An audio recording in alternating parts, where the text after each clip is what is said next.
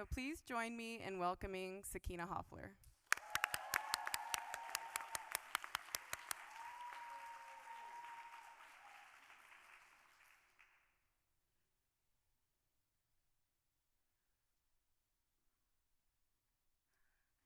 Hey, y'all.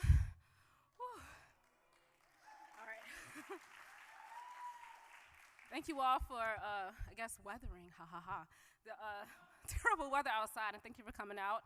I just want to give a shout out to the wonderful staff I've been working alongside with for the last 3 years. It has been an amazing experience, and I'm just really grateful I get to spend 2 weeks with family. It means a lot to me. And I want to give a special shout out to my former teacher, Chris Batchelder, and as well as my mentor, Leah Stewart. Very grateful. All right. I'm going to read a short story today. I'm really working on a novel, aren't we all? That should be finished, hopefully, I don't know. But what happened is that I am so close to finishing, I decided to sidetrack myself and procrastinate. And so I started writing short stories about things that I am scared of. And that's all you need to know is when I was a kid, I used to be afraid that I would wake up one day and my mother wouldn't recognize me. All right, and this is called, y'all know I'm from Jersey, I gotta slow down and breathe. This is called Second Chance. I never found the other Toya. When they aroused me, I was greeted by a room full of somber doctors, nurses, and consciousness techs, CNTs, including the CNT who had downloaded my consciousness into the wrong body. They couldn't tell me how it happened, HIPAA and all, but from the double speak and apologies, I gathered that there were 2 Toya Smiths with similar identities, birthdays, weights, and heights, whose consciousnesses both wound up at the same Second Chance facility. I don't know what the other Toya originally looked like, whether she was one of the wealthy who downloaded their consciousnesses into younger bodies for an extended life, one of the influencers who crowdsourced funds from their rapture audiences and live streamed the journeys of becoming someone else, or someone like me, who was racing home to set up for a birthday party, got pulled over for speeding, and got shot for reaching for the one ID that had rolled beneath the seat. While I recovered, my husband assured me during our videoless chats that despite the limited inventory of available bodies at the base level, he found one that resembled the original me. He begged me to turn on the camera so he could see how badly they messed up. I refused. I wasn't ready for him to see what glared at me in my reflection. In the halls in the rehab wing, I searched faces for one that resembled my own. No luck.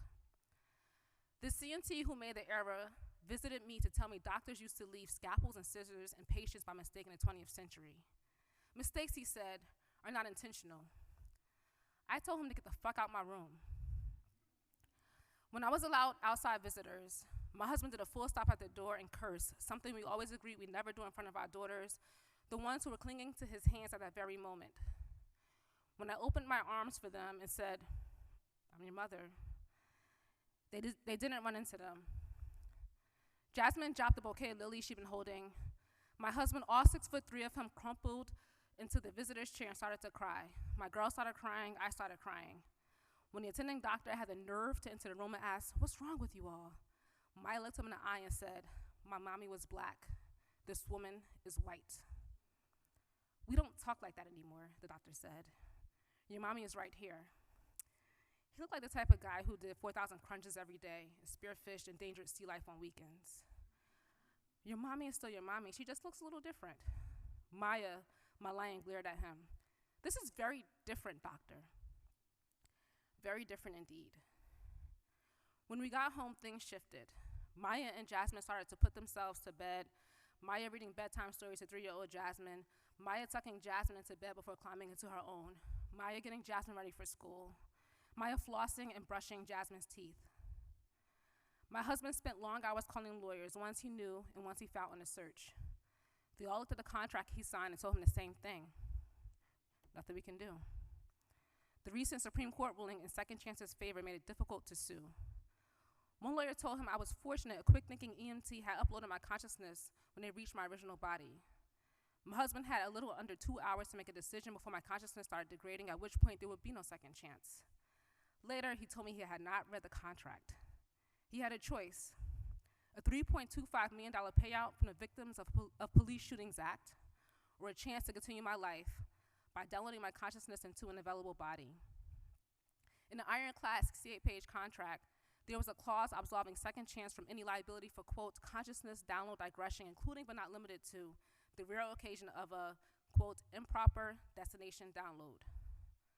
Another lawyer, a college friend, told him he lucked out.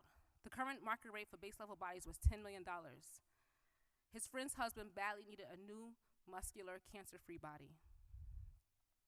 Before the shooting, my husband and I were a typical next-gen adults, still attracted to each other couple, having sex about once a month and on special occasions. Now, there was no sex. Now, there was no touching. Now, we lie next to each other and pretend to sleep. The other night, he asked me if I would go underground for a third encounter. He knew the cost and the risk. Once you take a second body, a second consciousness, your synapses links with the snippets of the former owner's memory. I know the woman who owned this body died of a shooting too. I know because when I do sleep, I dream. I dream of insects, the scent of Sharpie highlighters, clickers, and bangs that go closer and closer. My original body had been destroyed with one shot, no warning, a thunderclap, and silence. No build-up, no nails digging into a desk, no children crying, no waiting. There is a half-inch scar on the forehead of this body, dissolved stitches. Researchers have found that even a successfully completed third encounter leads to a 58% in the likelihood of an attempted suicide. Too many memories of death, too much loss. How could you ask me that? Didn't you do this so I could live? Of course.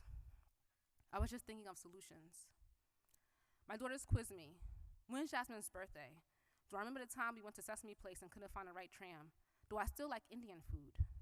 Slowly, they begin to accept me as their mother. They still don't hug me. They still don't touch me. They still don't let me read to them at night or tuck them into bed. But the other day, Maya told me, I love you. I love you too, I told her, and took a step towards her. She stepped back and crossed her arms. Did you ever look? For what? I knew what she meant. I avoid all mirrors, even windows, or pool, anything with a reflection. I avoid all pictures of my old self, the ones with the double dimples and a short afro. I don't allow my husband to take new ones. Toya, Toya, Cocoa Puff, mess with her, she'll beat you up. Bang, bang, choo-choo train, watch Toya shake her thing. My friends used to sing while I was growing up. Never again. I avoid calls from those friends and sorority sisters. I don't check their messages. The same people who claimed, we don't talk like that anymore, were the same ones who had announced we were post-racial, the same ones who had never been followed around a beauty supply store by owners, never heard locking doors when they walked by occupied cars, never had others cross the street to avoid walking by them, never had someone shoot them under the assumption their ID was a gun. Now, maybe I could be one of them, but at what cost? My family leave will expire soon. I can't go back into public relations and be a face linked with just us cosmetics when I don't even look like us. I started to look for a new job with less client-facing work, where I can show up in an avatar of my old self. I did what the doctors told me never to do and what Maya wanted me to do, a search for my new face. The search was fast, easy. She was one of the victims of a school shooting across the country. That shooting didn't get much coverage because that same week there had been a half dozen shootings, including a shooting at a concert that killed over 400 people. She was one of 3 who died in a lesser-known shooting. Disgruntled coworker, 1 bullet to her head, her body preserved but her consciousness did not survive. Her husband had received an undisclosed payout from the Family of Victims of School Shootings Act. You know that's gonna come. I love her so much, her husband said in a projection of the newscast. I just keep waiting for her to come home. I searched the husband and found his semi-private social media account, a man who keeps appearing in my dreams, a bald-headed man with small teeth. They had married in a destination wedding in Costa Rica. She wore a bright orange wedding dress, her wispy thin blonde hair clipped around her face in an asymmetrical bob. They were sunburnt and smiling. There was an option to send him a message, so I sent him one. I am in your wife's body. Almost immediately, I received a response. Who are you? Is this a joke? I wish it was. They gave me the wrong body. I got hers. There was silence, nearly an hour of it, a text box with no indication if he was typing or even near. What the hell was I even doing? And then, can I see you? I should have told him no, that I was joking, that these tragedies were a sick joke, something had played on the world, that everything was unfair and unexplained and unjust, that we were not supposed to speak about it. That whenever we do try to make sense of the senseless, and every time we get close to it, people stop talking about it. No one wants to be uncomfortable. Not talking about it is what makes the senseless happen and continue to happen. Hello? He asks, are you still there? So I did all the things you should never do online. I told him my real name. I sent him a picture of how I looked before, the one with my arms wrapped tightly around my two girls as we posed in front of Big Bird. He asked to see a picture of me now. I told him, let's meet. I sent him the address of a cafe in the city and told him the next time he's in the city, because everyone always wants to come to the city, we could meet. He said he's buying a ticket as we type. So this is where I'm at now, waiting at this cafe in the city, waiting for a man I do not know. My husband was very surprised to see me shed my pajamas to pull out an old outfit, a black pleated knee-length dress with a gold buckle.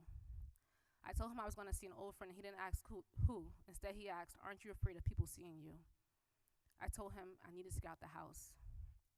Whatever you think is best, Toya. We'll get there. We just need more time. Everything makes sense with time. I took public transport to the cafe the long way. It sat next to different people. An elderly lady with blue hair and a crinkled face, and she smiled at me and did not move away. A family visiting from Germany, and they smiled at me and did not move away. It felt scandalous, but also miraculous, the way their bodies trusted mine, the way they stayed seated next to me, and I tried to make it, whatever it was, make sense. I was even tempted to walk into a few designer shops, the last shops I still had human salespeople, to see what it was like for someone to ask me for help and really mean it. But outside of Bergdorf's, I glimpsed my reflection in the mirror, that face, a Toya who was not Toya, a face that was not mine. When her husband walks in, this bald man with tiny teeth, this stranger in his memory, I almost stand and escape. He looks at me with so much hope. Eliza, he asks. I shake my head. Toya? Toya. There are tears in his eyes. We order drinks, a double shot espresso for him, a black tea for me. He starts to say Eliza likes, then shakes his head. I touch his hand, and he doesn't pull away. I trace his knuckles, his fingers. He doesn't recoil, he just looks relieved. Tell me, I say, what was Eliza like? He tells me. I let him talk and talk. She loved hydrangeas and Halloween. She loved skydiving. They had a cocker spaniel named Algonquin. He wants to say, you. I can feel it, but he restrains himself. What he does say over and over again, thank you, thank you. I let this man run his fingers over my face, nothing odd, nothing sexual. Only the soft touch of a stranger's fingers, skin brushing skin, the feathery sensation declaring, you exist, Toya, Toya, Toya, baby girl, you exist. Thank y'all.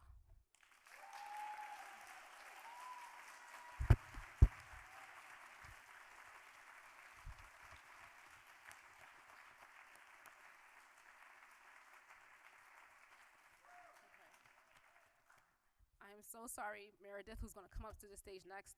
I am dripping on the podium. I'm so sorry, Meredith. So can we please give a round of applause for Meredith Moore, who's coming to the stage.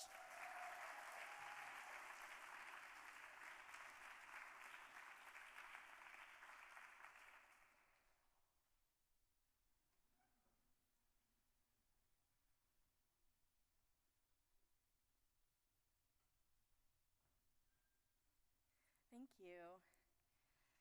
All right. Thank you so much, Sakinah. That was wonderful. I am so grateful to be here. Can everybody hear me? Yes?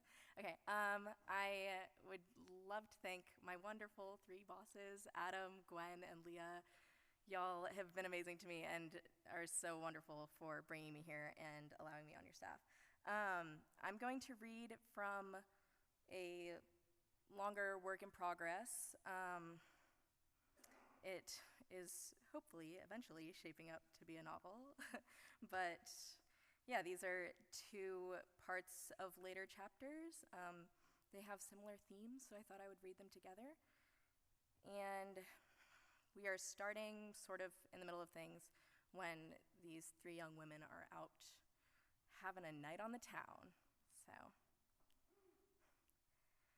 Lacey finds them as she returns from the bathroom. Her curly pink hair is easy to spot, even through the dim lighting. She's the designated driver, and there are lovely moments between the bars when the women drive 90 on the highway and roll all the windows down and scream pop songs into the abyss outside the car as it zips by them. The interstate is abandoned, and the concrete looks yellow under the sparse street lamps. Across the interlocking web of road, Kayla witnesses cool flashes of lights from gas stations and fast food restaurants blink by. They pass a flask back and forth in the back seat. At last call, they're still full of energy, feeding off of the lights and the music and the beaming smiles they give each other. They stumble off the dance floor and into the bar, where Lacey tells the bartender that they'll do one more round of vodka cranberries. The three young women stand in a huddle, a step away from the bar, with their drinks in the middle, like freezing campers around a fire. They ignore the straws and chug from the edges, eager to get back to the dance floor, when a man who looks to be in his late 30s tosses his arms over Kayla's and Hannah's shoulders to join the huddle. "You're beautiful," he says to Hannah first, "and you're beautiful," he turns to Lacey, moving around the circle. Finally, to Kayla, "You, however, are the most beautiful woman I've ever seen." For a moment, Kayla lets herself feel seen and wanted, but then her gaze shifts to his bald head, his meaty and sweaty arms, the way he's grabbing her shoulder like he could pull her away at any moment. She can't let his superlative mean anything to her. He's drunk, he's lonely, he's saying whatever he thinks will get him laid. Kayla is complex and intuitive. Kayla knows better, doesn't she? For a moment, she imagines this man is dangerous because it serves her well in life to dwell on real possibilities that could keep her safe. She imagines the man going home to a treasure trove full of the most beautiful women he's ever seen, their severed heads staring blankly out of his meat freezer.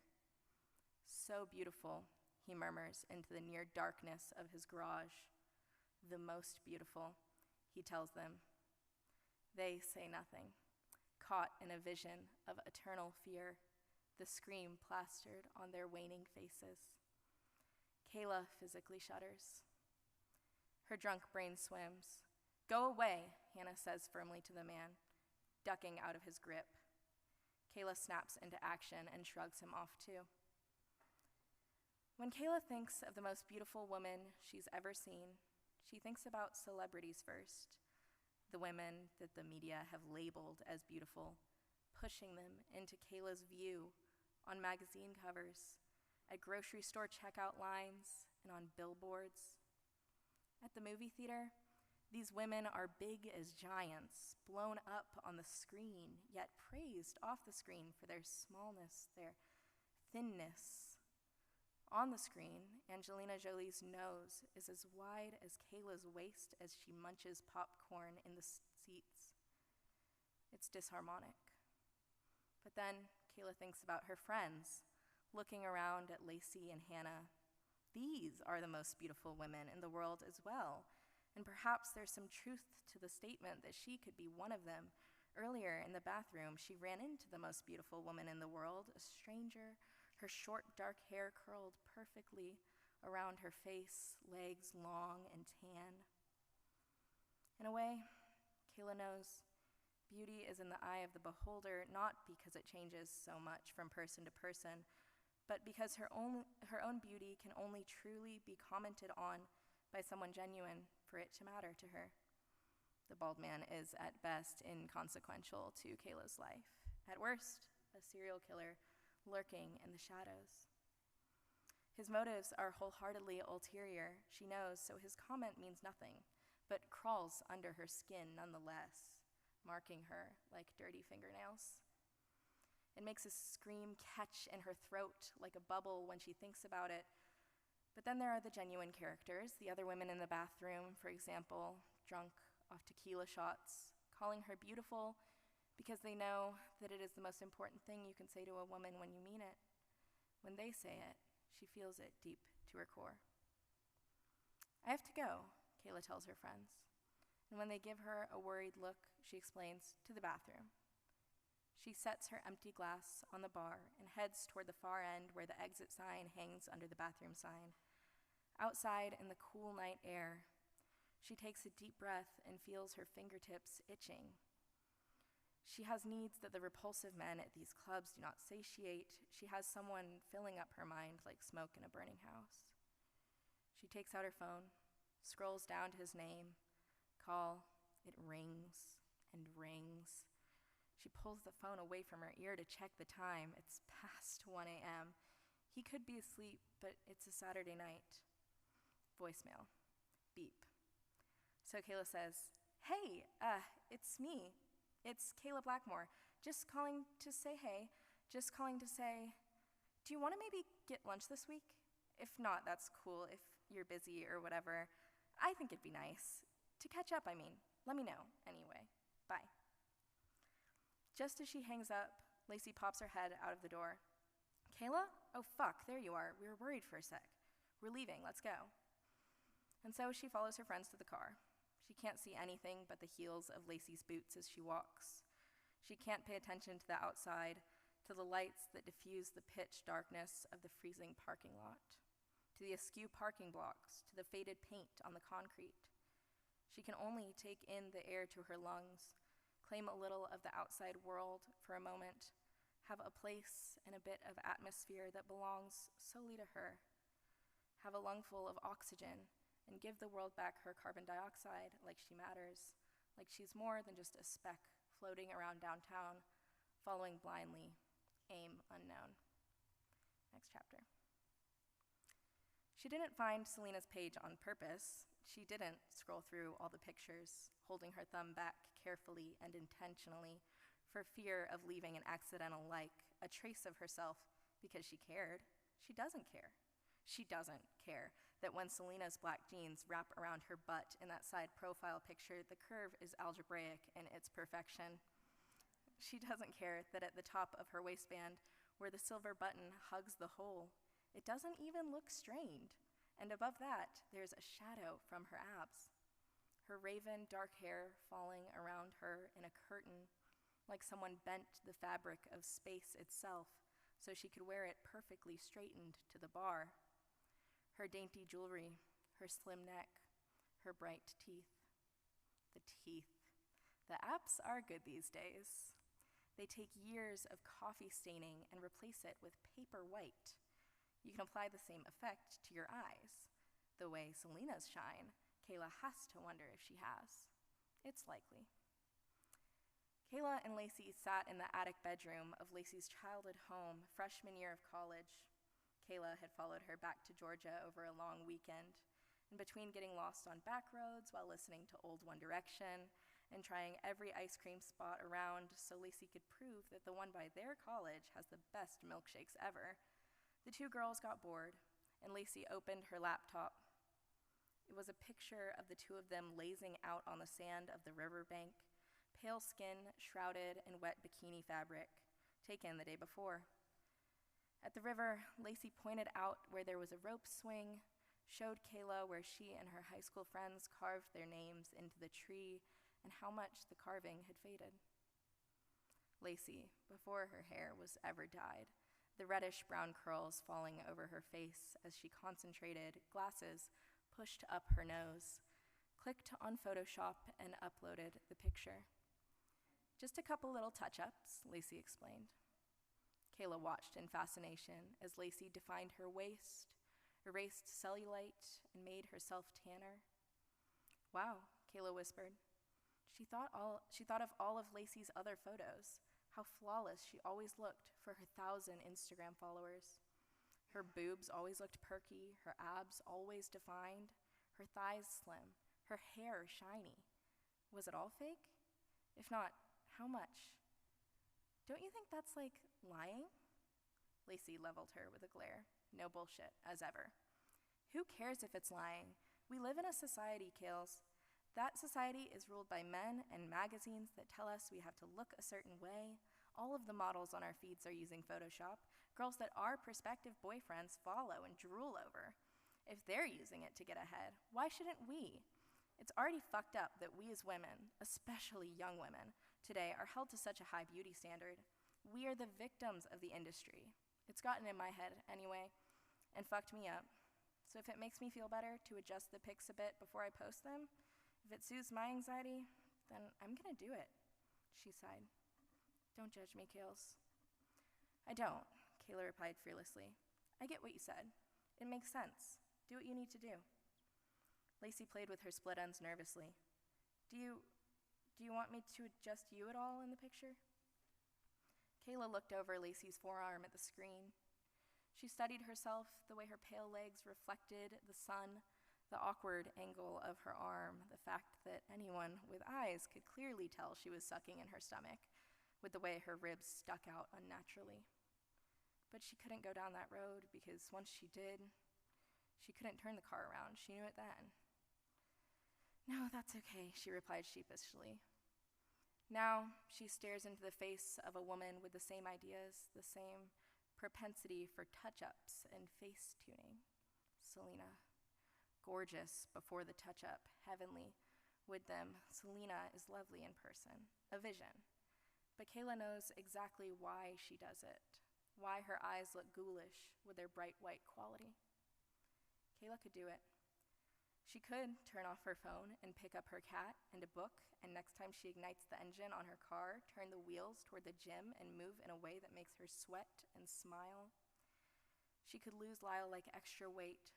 She could turn inward and focus on herself and throw herself into her work and become Georgia's best fucking friend, such a good friend that she gets a raise. She could invite the event planning girls out for drinks. She could start journaling and schedule more therapy sessions. She could lose Christian too, stop yearning like it's a hobby, only let things that better herself take up her time. What would that be like? Sounds lonely, not searching for a life partner, not waiting at the train station for love to get off and sweep you off your feet. Christian, or whoever, smiles and the rain clouds part and the sun winks at her. Christian, or whoever, laughs and she hears the radio crinkle like wrapping paper, like the top is down and they're flying down the highway in the daylight. Or maybe it is Christian who has to laugh and smile for her, and she can't put him away. She can't turn inward because he shines on her like a heat lamp. So she stays facing toward her sunshine. She stays on track and doesn't contact him, gives him the space he needs. In fact, she's shockingly good about it. She goes on long walks, listens to her old favorite albums, works. She tries new makeup looks. She flips the pages on her desk calendar and forces a smile, cherishing the rush of happy that floods her when she does. Thank you.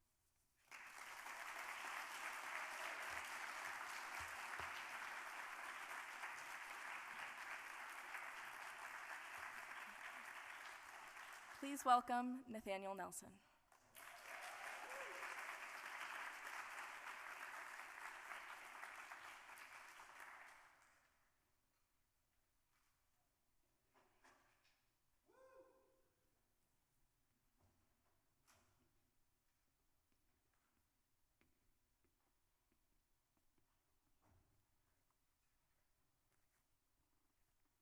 Hey y'all, kind of surprised that there are people here. Thank you for making it through the rain. I always have to pause and wait when I get up here for a second so that my heart can figure out the whole beating thing again. It sort of forgets, and then, but last year when I got up here, I was so nervous that I forgot to do all my thank yous and stuff, so I'm gonna do that really fast. So I wanna thank everyone who Sewanee staff and faculty and everyone who makes this thing happen. I know there are also some faculty members here who have actually helped me out even with some of these poems. And also, all of my former teachers. Some of them are here at Sewanee, but also at the University of Oregon and at UNL. And also thank you all for being here. So this first poem I've already read here twice, and I was getting kind of tired of it and really wasn't gonna read it, but it has been picked up by the Northwest Review. So And I think my friend Natalie is here in attendance, actually. She is editor of the Northwest Review, and you shall send her some poems. So anyway, this is called A Good Old Boy Leaves for the North. I've written a couple of these, and they're all kind of like, the trick is that the good old boys aren't exactly good old boys. But anyway, here it is. Good old boy leaves for the north. It's cold for early spring. I stand at the pump a long minute after the whisper of gas quiets down. The pump nozzle shudders and kicks, and I watch clouds of breath rise up to hang among the redbud blooms like cobwebs in the moonlight. This is the same parking lot we loitered in, the boys and I, sipping red wine out of sweet tea cans until the cops showed up. After the dollar store closed for the night and the station attendant went home, we'd hotbox someone's car sometimes in the back corner, far from the light posts, giddy in the haze of our shared breaths. Those boys won't so much as look my way, not anymore. Seems like they'll chase anything else in a skirt, but they won't look. This time, I've decided I'll really do it. I'm leaving this piss gutter town. I turn the key and the engine coughs softly, twice, before it catches. Pulling out of the lot, the rain starts to fall. It drums on the hood of the car as I skim the small town streets, one by one, whispering their names. Then the darker county roads, slicked with rain and purple blooms, tended lawns and gray, untended fields, and the place where the stream sidles up to the road and runs in parallel with it a mile, fringed by the cattails we whipped ourselves with as boys. I say my goodbyes. And finally, a gravel road, cutting through the woods behind the house where I grew up. Quiet trees now greened, but still half naked, ponds of standing water edged by briars, knots of kudzu vine. This the place I used to come to, wearing Mama's stolen dress so I could play at being queen of the forest. I knew every spider by name, every pond. I named every tree. It's too late to send much else.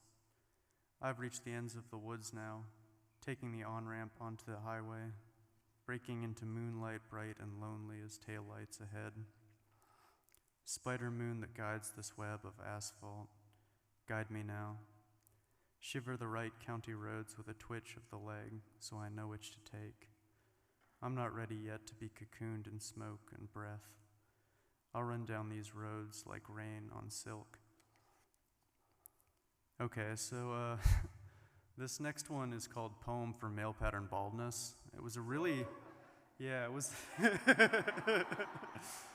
it was a really hard one to write, because I just had to imagine my way into like what it would be like to be someone who might, suffer from that terrible condition. I had to do a lot of research, it was really tough. Okay, anyway, this one, it has an epigraph. It's from a song by Joni Mitchell. It's Watching Your Hairline Recede, My Vain Darling. But yeah, here's the poem. There's a stillness snow creates in its quiet arc toward vanishing, a spiral alphabet in which every letter spells new silence.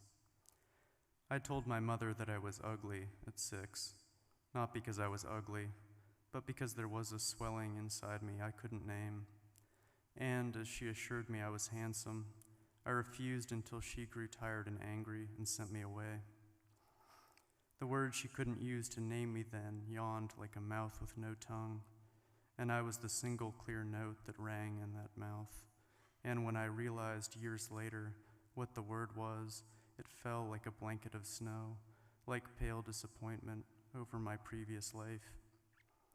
I kissed someone years ago and asked if I could stay, and as they said, no, but come back, they took both my hands and lifted them up, and then let them fall. And in the silence of snow, it becomes clear that this is all that I'd wanted. Their hands' brief coldness on mine, a pause before falling, in which one can't stay for long. My hair, I kiss you goodbye, as you come loose in my hands. I pluck your gold calligraphy from my favorite sweater, and as the wind takes you, before it's too late, I call you by name. Beautiful, name I can only pronounce as you fall away.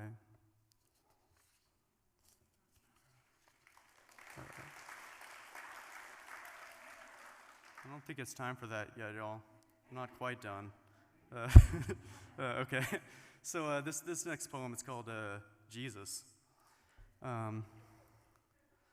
Once I had a lover. No, not a lover, but someone I trusted enough to let them slide their tongue across my body, and as they did, it broke from me uninvited, part gasp and part prayer, the good Lord's name, Jesus. And my not-quite lover laughed because I'd bent that first syllable as any good old boy would, gently sloping between an A and an E, a long sunlit valley of vowel I thought I'd left far behind me, buried with the old 90s Buick I sent to the scrapyard the year I left home. Once, I held a lit cigarette, lowered it onto the waiting skin of my forearm like a needle dropped to vinyl, though I didn't mean to coax my flesh into song, but to quiet some part of myself I wanted to silence forever. 2 weeks later, when I peeled the scab off, there was a new scab beneath it. Say the word country, say accent, say southern, say lover, say Chattanooga, say queer. In my mouth, the words bend and warp like pedal steel grace notes. How do you curse a place and its God and be done with them finally, in a voice that even now summons that old music back? All right, so this is going to be the last one. The last couple of years have been like kind of the period where I'm starting to become more and more aware of like slowly becoming an old person. So now it's time I have to start writing those kind of like moody poems about aging and like raging against the dying and the light and all of that good stuff, So anyway, this is on my 30th birthday. Okay, so this one has an epigraph. It's from the fiction writer Christine Scutt, who is actually on faculty, although she's not here this year. And it was a line from one of her novels that I thought was just really beautiful, and it stuck with me for years. And the quote is, "The knock at the door was the loose door itself in the wind." But then when I went to go find the quote, I could not find it, and I have no idea what book it's in, and I might have misquoted it. So we're going to attribute that to Christine, and hopefully I didn't butcher it. The day was full of wind and wind-tossed leaves, and where, 5 years ago, I might have read a future in the whirl and flash that rose and fell around me, or recoiled as the memory of those I'd wronged rose up, unbidden, in the yellow spark of each leaf's underside, exposed to me in turn, and with a swiftness that was neither delicate nor violent. The leaves were only leaves to me this time. They rose and spun, and rasped in what I know too much to call a language now, although I've tried for years to understand this language, and to speak the silence leaves create by making noise, as if they knock at silence's door, and silence opens, answers. And so I stood like someone at a threshold, watching the leaves. With every year, I find there's less to say about the things that are. I enter them, I sink into the flux of leaf and wind, become a happening, a flash of color borne aloft and on. Thanks all.